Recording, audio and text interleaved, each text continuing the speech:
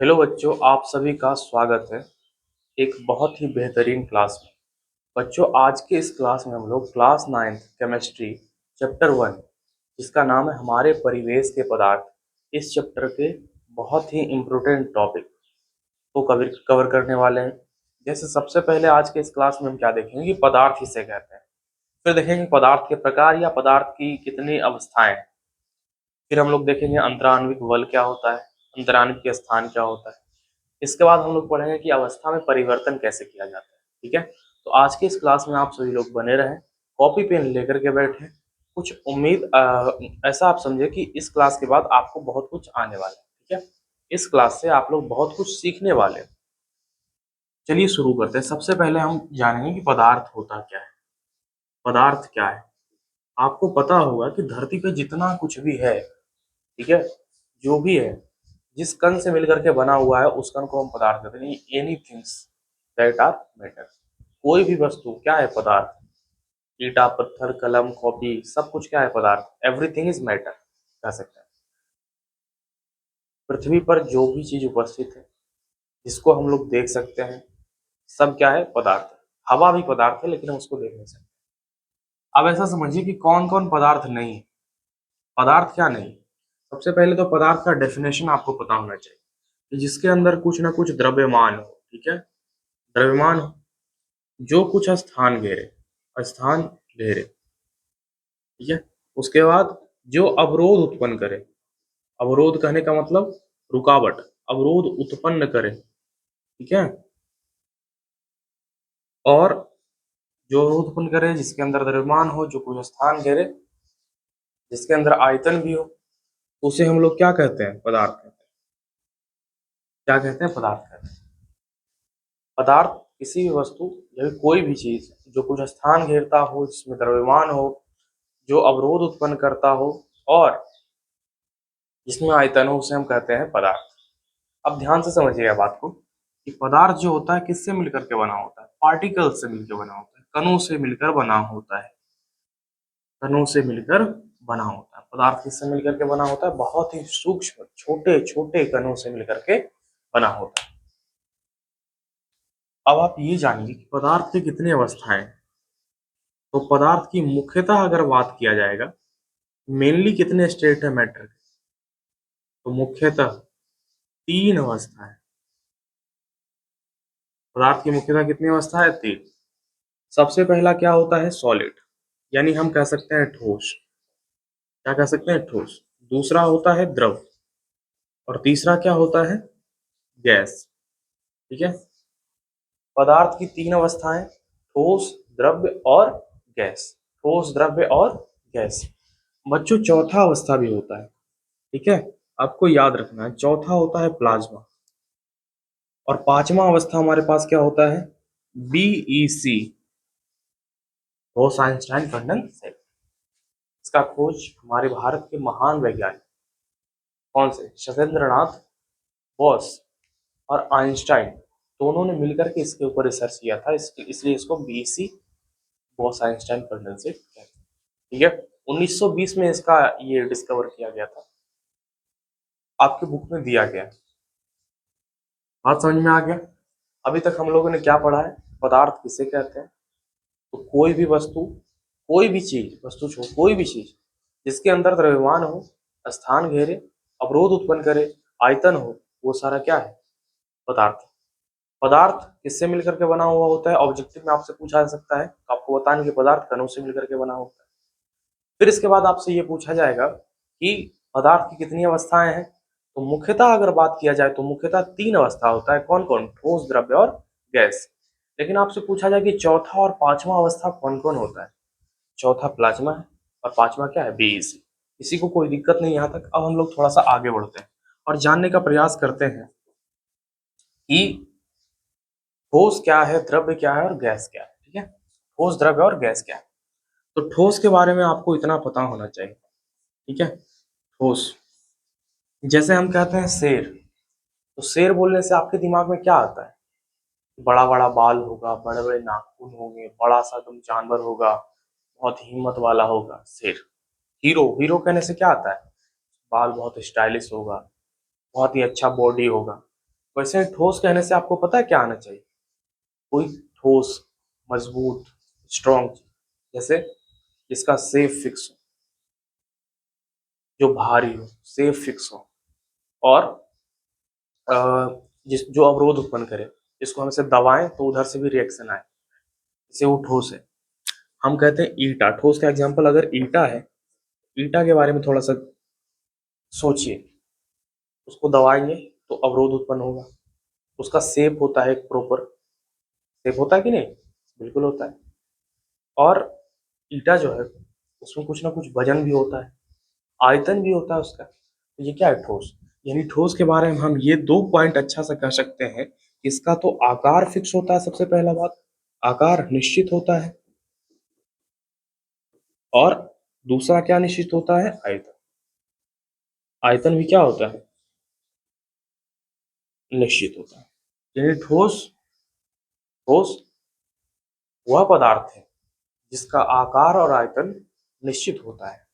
बात समझ में आ गया? अब हम लोग बात करते हैं द्रव की। बताइए द्रव क्या है?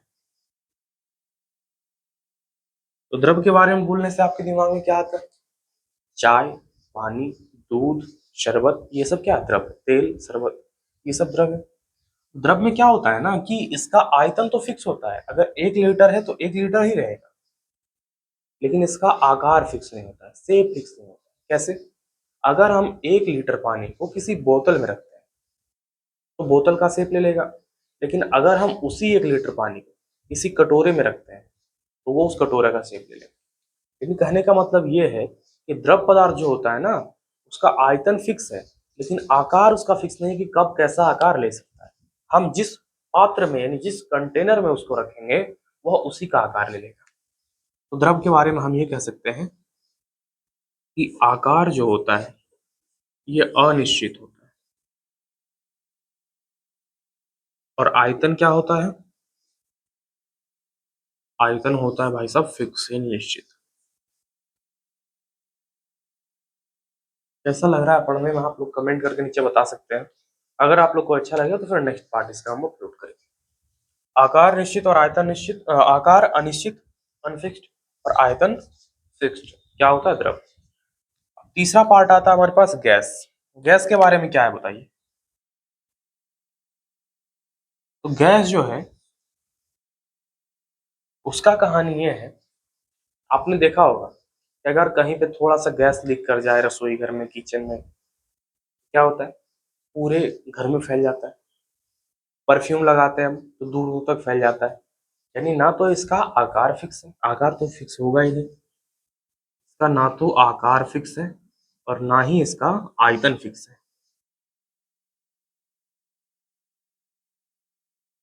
तो बात समझ में आ गया?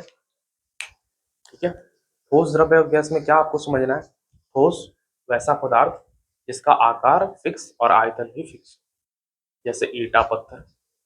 द्रव वह पदार्थ है जिसका आकार फिक्स नहीं है, जिस बर्तन में रखेंगे वैसा आकार ले लेगा, लेकिन आयतन फिक्स है। और गैस ना तो आकार फिक्स है ना ही आयतन फिक्स है, उसको हम लोग गैस कहते हैं। यहाँ तक में कोई दिक्कत नहीं, सबको समझ में आ गया?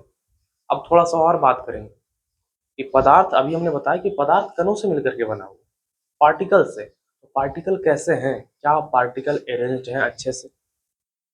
हालांकि इसके बारे में आपको 11th में पढ़ना है कि अगर पार्टिकल सुव्यवस्थित से अरेंज है तो उसको हम क्या कहेंगे, अगर अच्छा से अरेंज नहीं है तो उसको क्या कहेंगे। एक अलग से चैप्टर मिलेगा आपको ठोस अवस्था करके, उसमें पढ़ना है। फिलहाल हम लोग बात करते हैं कि पदार्थ के कणों, पदार्थ के जो कण होते हैं, पार्टिकल्स होते हैं, उनके बीच में कुछ ना कुछ गैप होता है। क्या होता है? गैप होता है। पदार्थ के कणों के बीच में कुछ ना कुछ गैप होता है। जैसे मान लिया जाए, एक हम ये बनाते हैं, ये कोई मैटर है, कोई पदार्थ है। आप ध्यान से देखिएगा तो आपको पता चलेगा कि दो पदार्थ के दो पार्टिकल्स के बीच में कुछ ना कुछ गैप है। ध्यान से देखिए, ये और ये कुछ गैप, बस इसी गैप को हम लोग कहते हैं इंटरमोलिकुलर स्पेस। हिंदी में कहेंगे अंतरा आणविक स्थान। यानी पदार्थ के कणों के मध्य स्थित रिक्त स्थान को अंतर आणविक स्थान या अंतराणुक स्थान कहा जाता है। सिंपल सा क्वेश्चन है, 2 मार्क्स में आपसे पूछा जा सकता है कि अंतराणुक स्थान क्या है। पदार्थ के कणों के बीच जो रिक्त स्थान होता है उसे हम क्या कहते हैं? अंतराणुक स्थान कहते हैं। अब ध्यान से समझिए, ये जो अंतराणुक स्थान होता है ना, ये सभी के अंदर होता है, ठोस, द्रव्य और गैस। तो ये जो गैप है, ये सबसे ज्यादा किसमें होगा? सबसे ज्यादा हम यहाँ पे लिख देते हैं अंतराणुक स्थान। डेफिनेशन आप नोट कर लीजिएगा कॉपी में कि पदार्थ के कणों के मध्य स्थित रिक्त स्थान को हम अंतर आणविक स्थान या अंतराणुक स्थान कहते हैं। ये सबसे ज्यादा होता है गैस में, इसमें होता है गैस में, गैस के बाद होता है द्रव में, और सबसे कम ना के बराबर नगण्य ठोस में होता है ठोस में। कोई दिक्कत? बात समझ में आया? ठोस, द्रव्य और गैस का कहानी। अंतराणुक स्थान किसमें कैसे क्या होगा? ठोस में अंतराणुक स्थान सबसे कम, गैस में सबसे ज्यादा। यही कारण है कि गैस फ्रीली मूव करता है। हालांकि एक और रीजन है, वो भी बताएंगे। फिलहाल अंतराणुक स्थान के बारे में आप ये समझिए, ठोस में बहुत कम रिक्त स्थान, इसके कारण ठोस में अपना हाथ पार नहीं कर पाते। तो ठोस ईटा रखा हुआ है, ऐसे हाथ पार करना चाहे तो हो जाएगा? नहीं होगा। लेकिन वही द्रव्य में अपना हाथ पार कर लेते हैं, कोई आदमी तैर लेता है, होता है कि नहीं होता है? और गैस में तो फ्रीली हम घूम ही रहे हैं, मोशन कर रहे हैं। यानी ये सब बात होता है जिसके लिए हम गैस और द्रव में चल पाते हैं, जबकि ठोस में चलना मुश्किल होता है। अब ध्यान से समझिए, ये अंतरांग स्थान हो गया। अब एक और टॉपिक है,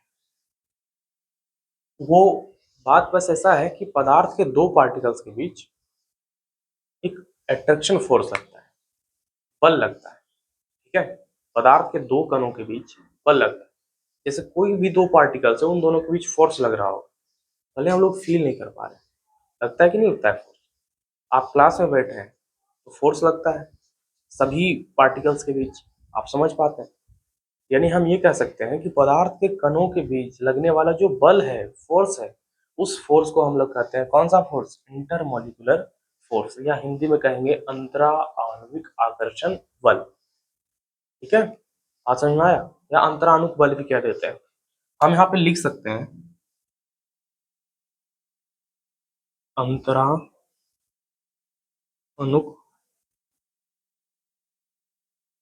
आकर्षण बल। ठीक है, अगर आपको इसका प्रॉपर नोट्स चाहिए ना, तो आप नीचे कमेंट करिएगा, प्रॉपर हैंड रिटेन नोट्स हम आपको प्रोवाइड करेंगे, बिल्कुल फ्री एकदम। ठीक है, तो अंतराणु आकर्षण बल क्या है? अंतराणु आकर्षण बल क्या है? पदार्थ के कणों के बीच लगने वाला बल अंतराणु आकर्षण बल कहलाता है। अब ये बल जो है, ये सबसे ज्यादा ठोस में होता है, उससे कम द्रव में होता है, और सबसे कम गैस में। बात समझ में आया? हम क्या कह रहे हैं कि पदार्थ के कणों के बीच लगने वाले बल को अंतराणु आकर्षण बल कहा जाता है। यह बल गैस में सबसे कम तथा ठोस में सबसे ज्यादा। अब ठोस में सबसे ज्यादा बल लग रहा है, इसका मतलब ठोस के कण एक दूसरे से काफी स्ट्रांगली अटैच्ड है, जुड़े हुए। ठोस के पार्टिकल ज्यादा मूव नहीं कर सकते, उनके अंदर मूवमेंट ज्यादा नहीं होता। लेकिन द्रव और गैस में ऐसा नहीं है। द्रव और गैस के जो कण हैं वो फ्रीली मूव कर सकते हैं। क्यों? क्योंकि एक तो द्रव और गैस में गैप ज्यादा है, और गैप ज्यादा होने के साथ साथ उनके बीच में, पार्टिकल्स के बीच में लगने वाला फोर्स भी कम है।